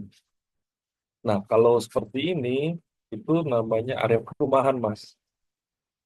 Nah, kalau kalian pakai apa namanya referensi, tadi kan Lee Octave ya, Lee Octave buku barong ya, di Bali, atau villa manapun lah di Bali, apalagi untuk yang five star, itu dia cuma punya satu pintu masuk yang terpusat melalui gudang utama. Nah, kalau kayak gini kan eh, orang bisa keluar masuk bebas aja masuk ke area villa. Jadi kayak perumahan ini gitu. Jadi fungsinya apa namanya si area utama ini yang si lobby ini sebagai boarding area itu nggak berfungsi gitu. Jadi seharusnya ini masukan aja ya. Kalau misalnya kita bikin suatu area, apalagi itu area kayak hotel, atau private villa, villa area gitu, dia harus ini udah diblok dulu sama ini diblok dulu sama bangunan utama. Nah, seperti itu. Jadi dia masuk, dia harus lobby, semuanya termonitor. Jadi yang hanya bisa masuk ke area sini itu adalah customer atau yang nginap atau yang berkepentingan atau tamunya. Nah, kalau yang seperti ini kan si fungsinya si bangunan utama ini jadi kurang berfungsi, gitu ya. Itu.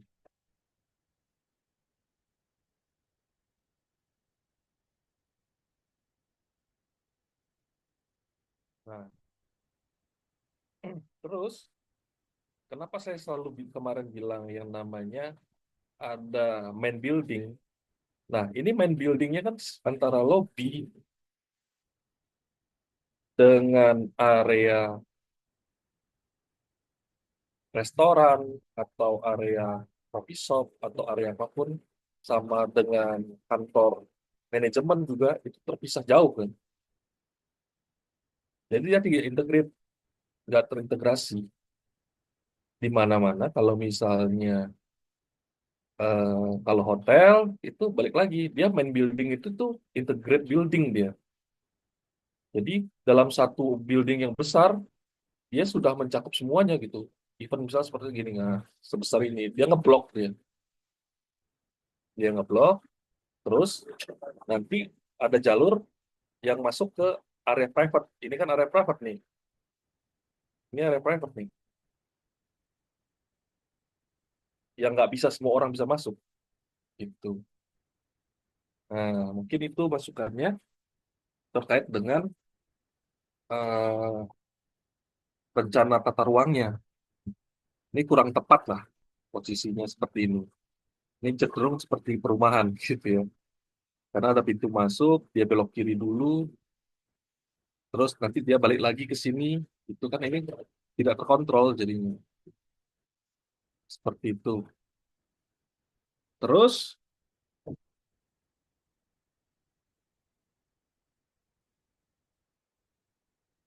nah, kan ini pakai material lokal katanya ya.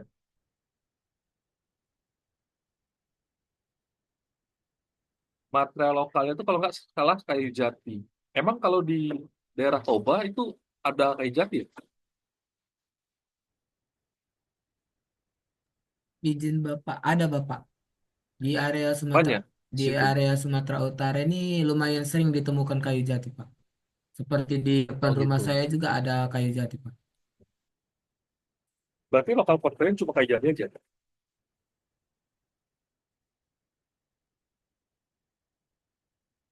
Lokal kontennya. Boleh dijelaskan oleh Kak Jarot tadi, Kak Jarot tadi kita pakai kayu jati sama satu lagi apa tadi, Kak? Kerbau. Merbau. Iya, betul Bapak. Artinya cuma lokal konten cuma kayu merbau dan kayu jati saja ya. Iya, Bapak, kurang lebih seperti itu, Pak. Nah, terus orientasi setting posisi villanya itu kan ini kan saya nggak tahu nih plottingnya di Google Map tuh seperti apa. Biasanya kalau villa kan dia mengarahnya ke area yang misalnya di sini view-nya bagus nih Danau Toba nih. Jadi view-nya di mana gitu. Posisinya kan kita nggak tahu nih. Jadi enaknya sih waktu itu di plotting di Google. Jadi arahnya kemana sih gitu. Arah arah ininya. Terus ini untuk area apa namanya belum saya lihat yang ada namanya pengelolaan air. Padahal kan di presentasi awalnya itu dideklar bahwa akan ada pengelolaan air gitu. Tapi di sini tidak ada unit pengelolaan ya, pengelolaan limbah atau pengelolaan apapun lah. Itu belum belum ada ya.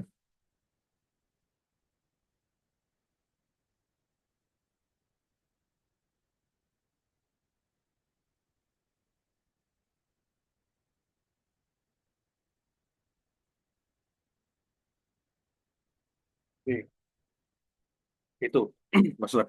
Jadi saat kalian misalnya pakai studi kasus yang pakai contoh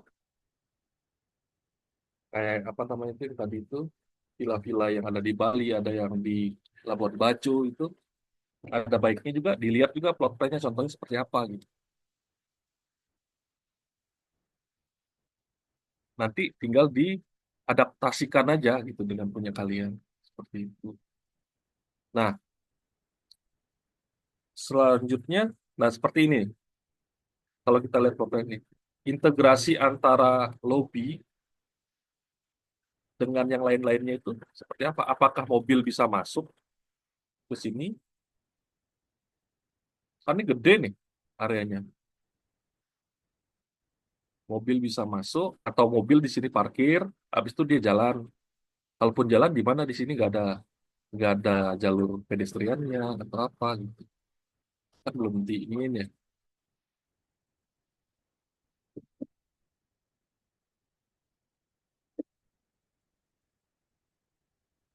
Begitu. Terus coba lihat ke strukturnya.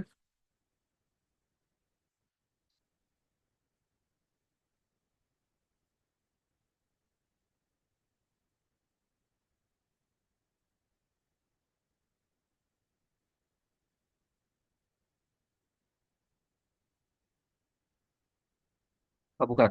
gambar struktur yang fondasi tadi.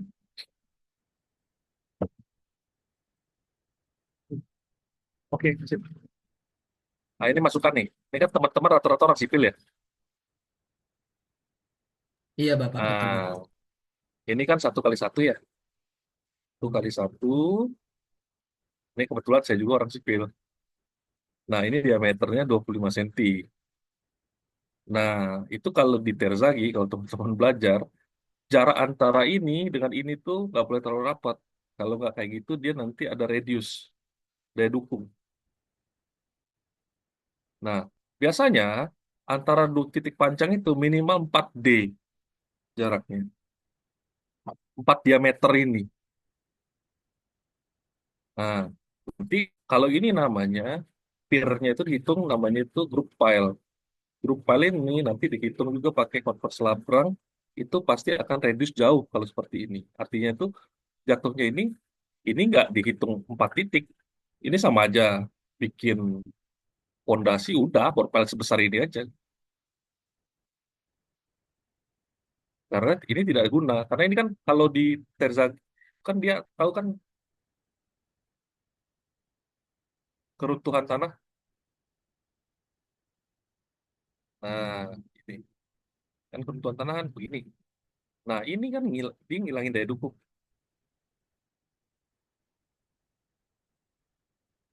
seperti itu. Jadi kalau nanti di teman-teman di dunia kerja bikin pondasi pakai board pile, panjang apapun nggak boleh seperti ini. Ini salah karena nanti ujung-ujungnya itu tidak berguna ininya. Waste apa namanya? Cost-nya nggak fungsi. Itu masukan aja. Terus coba ke BIM-nya. BIM-nya coba.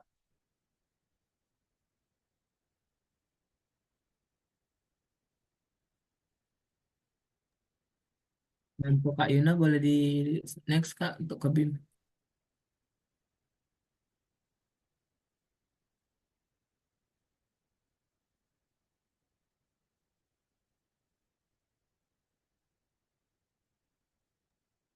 Izin Pak, tadi apa ya? Hmm. Soalnya agak nge-lag di sini jaringannya. BIM. Apa namanya? Balok.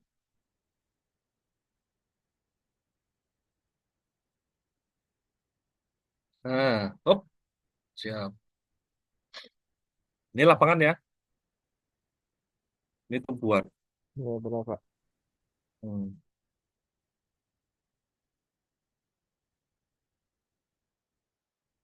Ini 0,25 L. Itu tumpuan. 0,5 L itu Lapangan, lapangan. Pak. Ya. Nah, biasanya kalau di apa namanya di lapangan ini pasti biasanya lebih besar tuh. Tapi tergantung ya perhitungan, tergantung perhitungan lagi. Tapi biasanya di sini tuh dia lebih besar, lebih banyak nih tulangan. Jadi kan biasanya tulangan tuh akan diginiin kan. Betul? Benar, Pak. Kira-kira seperti itu. Nah kan dia momennya seperti ini ya. Ya, melambat ke bawah, Pak. Mm-mm. Jadi yang di atasnya mungkin dia akan radius, tapi yang di bawahnya itu biasanya dia akan ngikutin yang ini, ngikutin yang tumpuan. Biasanya seperti itu.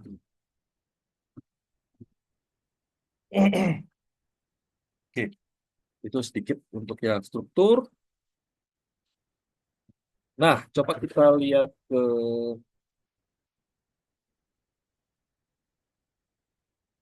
nah, untuk plot plan kayak ruangan, yang itu tolong dilengkapi dengan ukuran ya, Mas.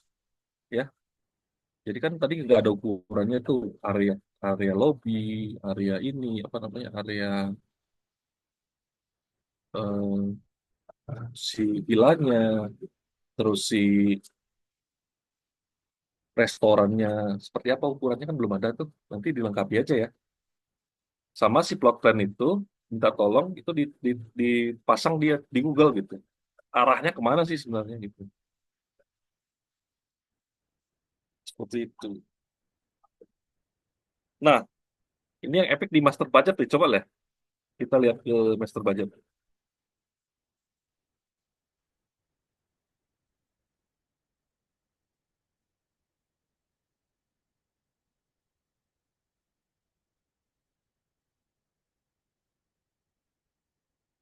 Terus, terus, terus, terus. Oke, start. Wait, back. Yang tanah tadi. Itu pengadaan tanah kan kalian 40 juta ya, 40 M ya. Tapi di hitungan pertamanya tuh 70 juta, 70 M tuh. 80 M malah. Hmm. Kok tiba-tiba reduce jadi dibagi dua gitu kan?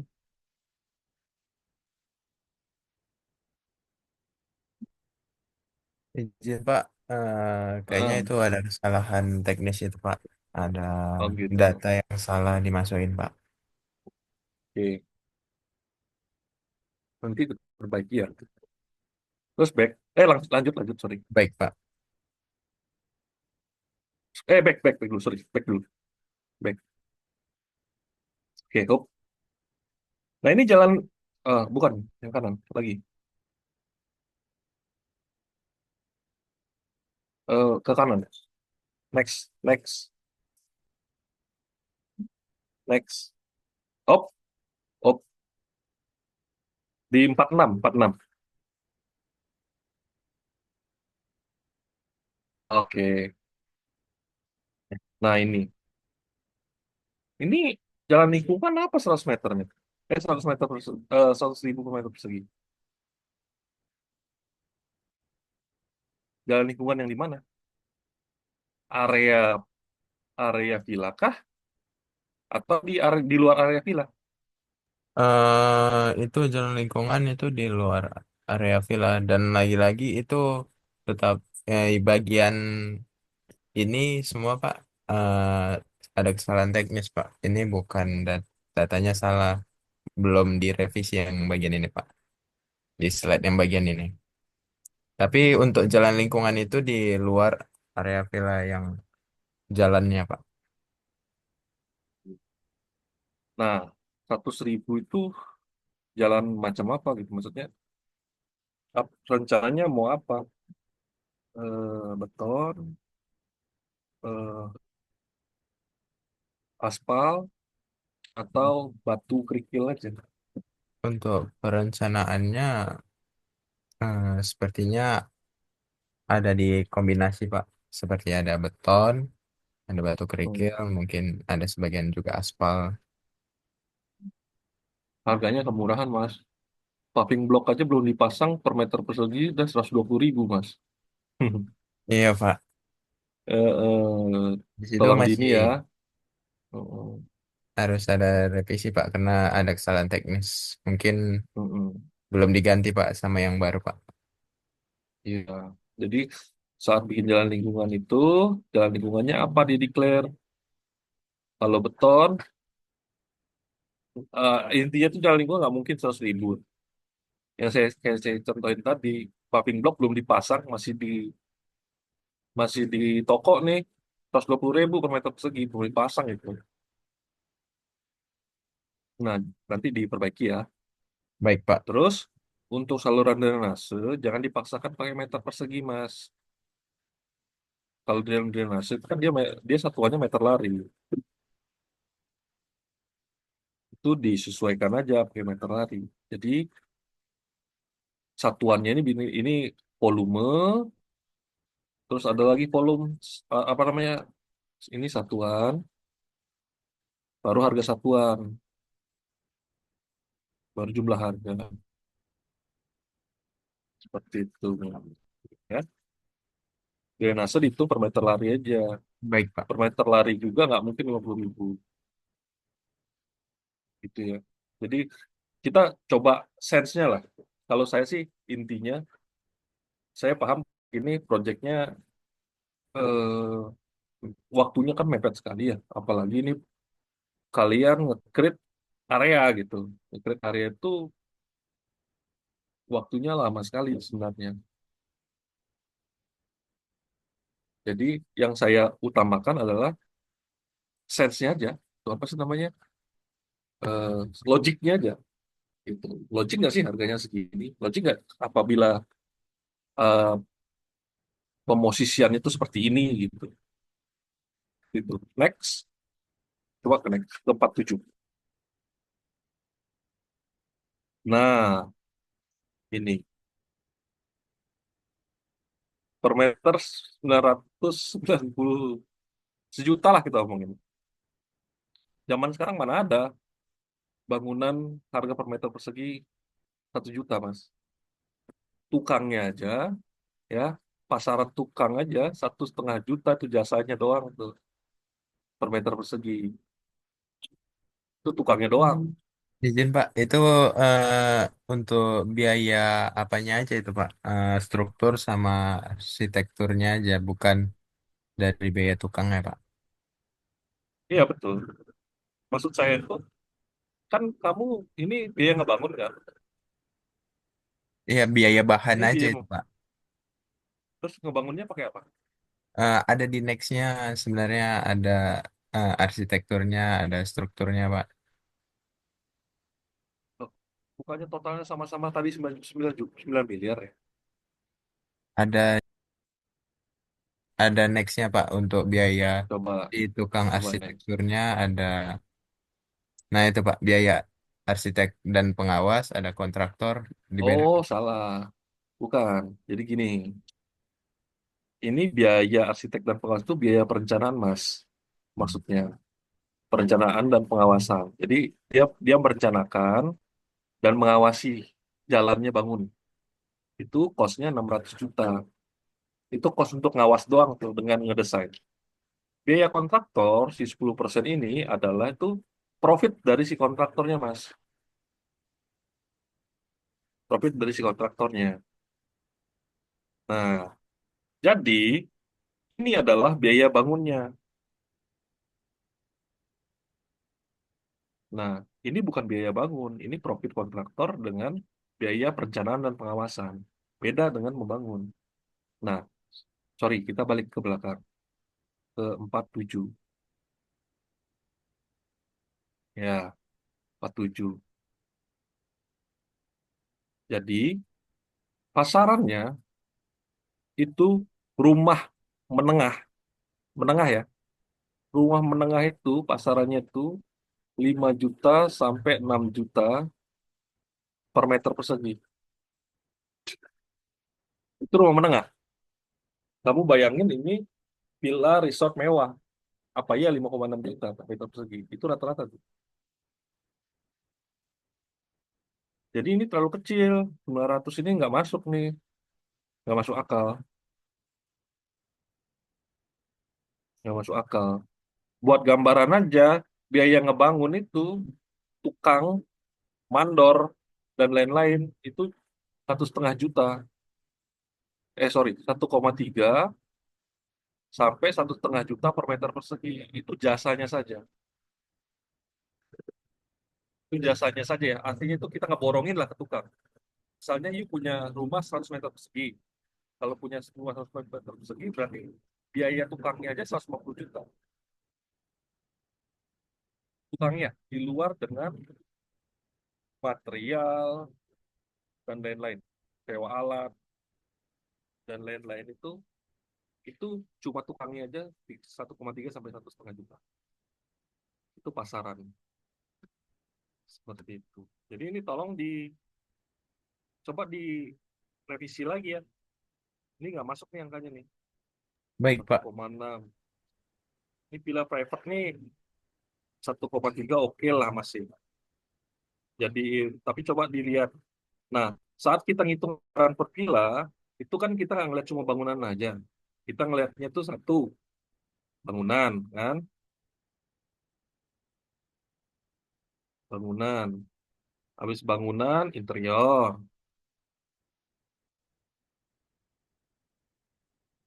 terus furniture,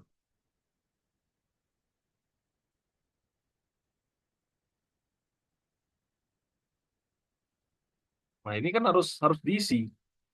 Kalau ini kan harga cuma bangunannya aja nih.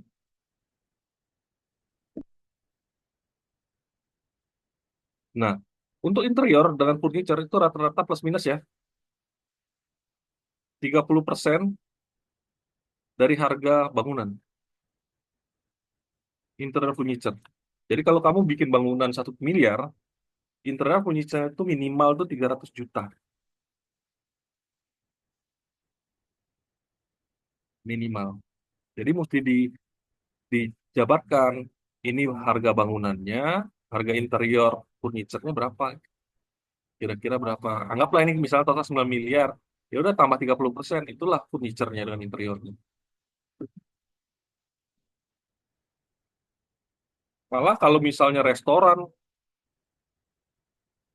villa-villa gitu kan yang mewah-mewah itu kan namanya fitting out. Fitting out tuh bisa lebih mahal lagi.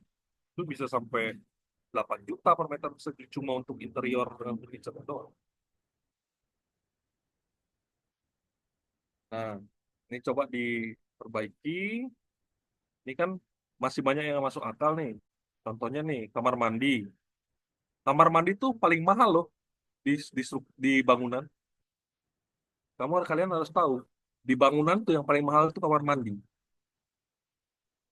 Bayangkan kamu sanitir kayak wastafel toilet itu harganya kan jutaan.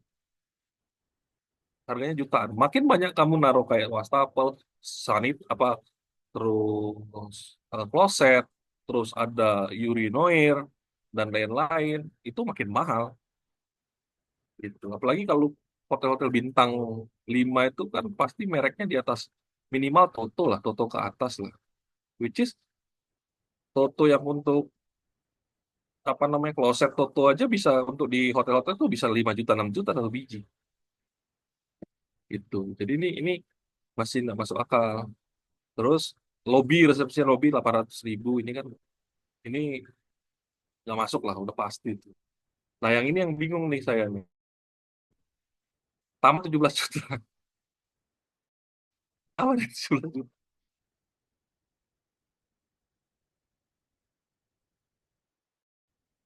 Sedangkan ini tamannya 31, tapi saya lihat tuh luas lumayan luas ya.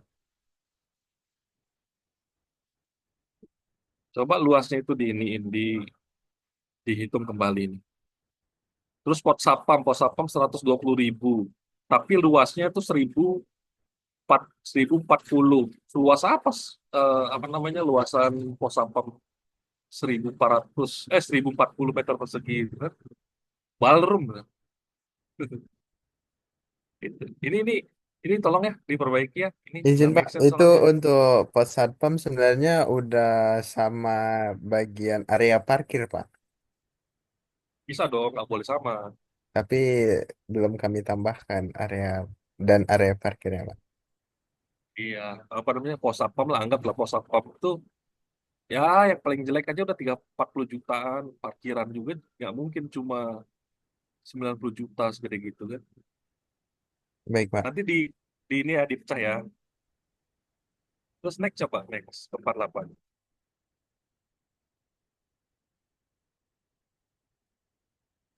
Kenapa Pak? Oh enggak. Nah, lanjut 49.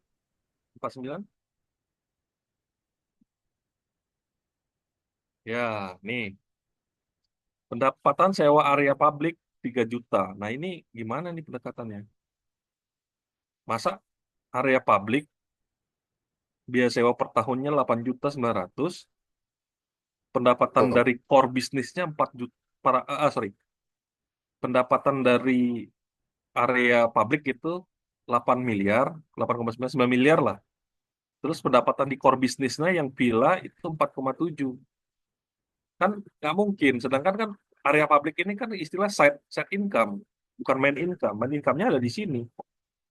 Masuk akal nggak kira-kira gitu? Kalau misalnya ternyata pendapatan dari sewa publiknya 8 miliar, saya sih nggak usah bikin villa dong. Ngapain saya bikin villa? Saya bikin restoran dengan ballroom aja, ya. Nah ini, maksud saya sense yang ini, maksudnya jangan sampai dispute gitu. Jadi bingung kita kan gitu. nggak nyambung. Di mana-mana main bisnis tuh harus lebih tinggi daripada set set bisnis. Ini kan side gitu. Terus harga sewa per tahun 3 juta. Restoran kan nggak sewa, Mas. Restoran tuh kan dia untuk pertama akomodasi untuk si villanya sendiri. Terus yang kedua restoran, restoran juga misalnya untuk dijadikan untuk sewa untuk misalnya acara pernikahan atau gimana. Cuma kalau saya lihat tadi di plotting restorannya itu nggak nggak diperuntukkan untuk area serbaguna gitu. Bukan kelihatan area serbaguna gitu. Jadi ini tolong diperbaiki. Soalnya nggak masuk akal ini.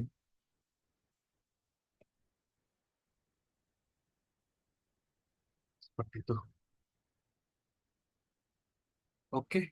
Paling secara umum itu sih ada tanggapan? Baik, tidak Pak. Ya. Ya, tolong paling di itu direvisi dari catatan yang saya minta itu untuk apa namanya laporan terakhir lah. Nanti slide-nya kalau yang udah diperbaiki boleh di-share ke saya ya di lewat grup aja.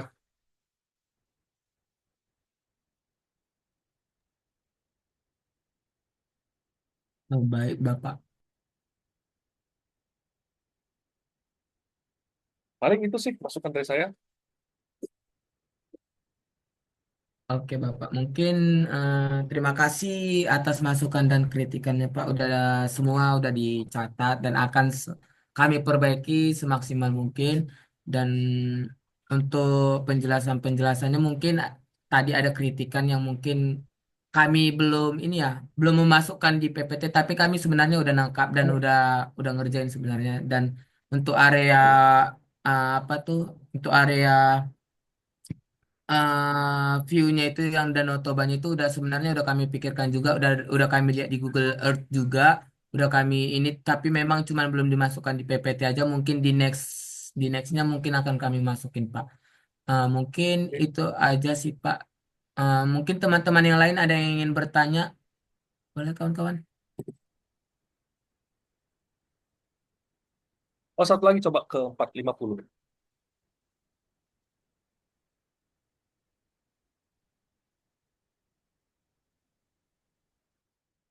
Nah, kemudian.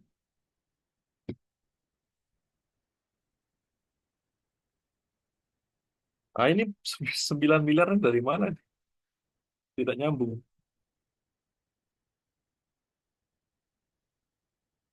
Ya, itu ya. Kalau saya sih ini saya yang saya notice banget tuh yang di budgetary ini sih. Nggak apa namanya nggak saling nyambung gitu. Tolong yang ini sih khususnya nih banyak nih PR-nya nih yang bagian si RAP-nya. Kalau untuk desain dan lain-lain sih saya bisa paham lah, bisa paham gitu.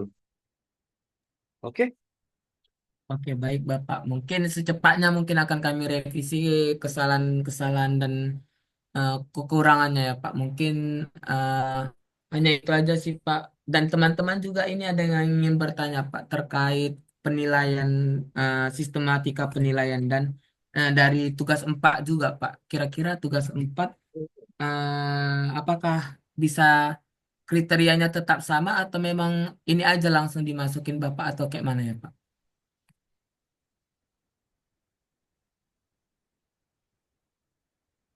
nah,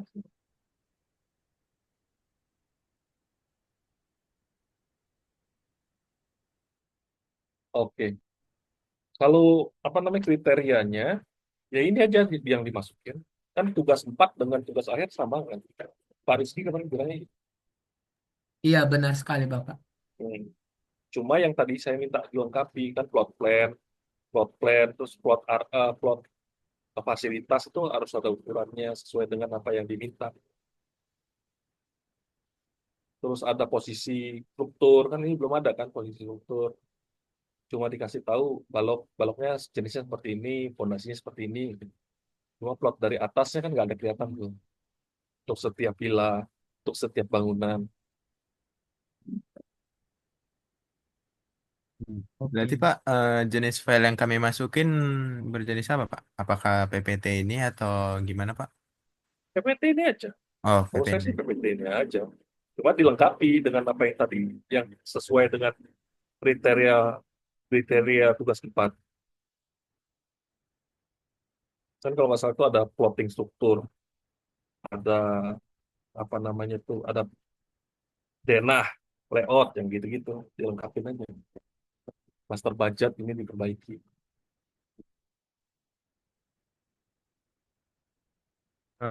Baik Pak, saya ada nanya lagi Pak. Ini kan kami Hmm. dari Unimed Pak rata-rata Pak. Nah, Hmm. jadi Kaprodinya emang minta eh, nilai kami ini Pak, minta nilai dari Neo Asianya gitu Pak, yang sudah Ini selesai. kapan? Nah, tanggal tanggal tanggal berapa Put? Izin Bapak untuk penginputan nilai akhir dari Tanggal 25. Universitas Negeri Medan itu batasnya di tanggal dua puluh 5 lima Pak. Bapak. Nah, Oke, ini terus kalian bisa perbaiki ini tanggal berapa?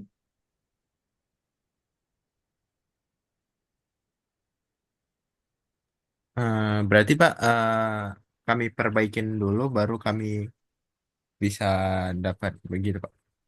Gimana? Iya dong, pasti dong.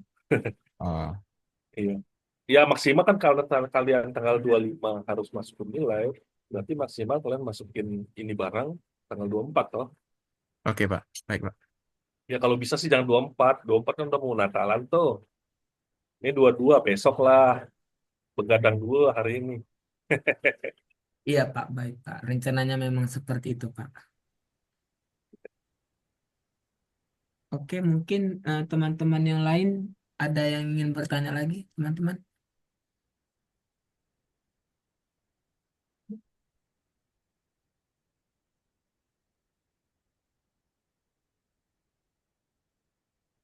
Oke, kalau nggak ada, kita akhiri aja. Nanti recordnya tolong dilaporkan ke Pak Rizky ya.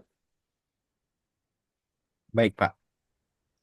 Ya, Eh, Baik Pak, tolong sebelum dilaporkan ke Pak Rizky. mengakhiri sesi sesi presentasi kita hari ini, boleh Pak diluangkan waktu sebentar untuk sesi dokumentasi Pak, agar ada bukti Boleh? laporan. Boleh Pak. Untuk Boleh, ini saya video saya nih, nggak tahu nih. Sorry ya, baik Pak. agak rusak ini ya sebentar. Oke Pak, tidak masalah Pak. Oke, untuk teman-teman yang lain, female boleh di capture. Yun, matikan Ya, share screen-nya Yun. kita mulai ya. 1, 2, 3. Bentar, bentar. Lagi, sekali lagi. 1, 2, 3. Oke, sudah Pak. Oke, Oke, baik siap. Pak. Terima Nah, kasih banyak. terima kasih atas waktu dan kesempatannya, Pak. Mungkin banyak kesalahan ataupun miss dari kami, mungkin segera akan kami perbaiki dan kami laporkan kepada Bapak. Terima kasih atas kesempatannya sekali lagi. Terima kasih dan selamat malam, Bapak. Selamat malam. Saya live room Bapak. ya. Terima kasih, Baik, Pak. Pak. Terima Terima kasih, kasih, Pak. Pak. Yang Bapak. Jangan keluar dulu, weh. Kayak mana ini, weh? Anjir. Kelas. Perasaanku nggak enak, betul kan? Kelas. Put, kau yang bilang ya, jangan mahal-mahal. Sar, dengar tuh Sar. Putra, Enggak. Anjir. Itu dia pun mau sendiri, dibuat dia kian vilanya harga 1 juta. dia sendiri yang mau ngomong, jangan mahal-mahal. Siapa yang mau ke sana? Kau tengok tuh kan. Kami kami ke kami tadi udah mau buat 5 juta loh,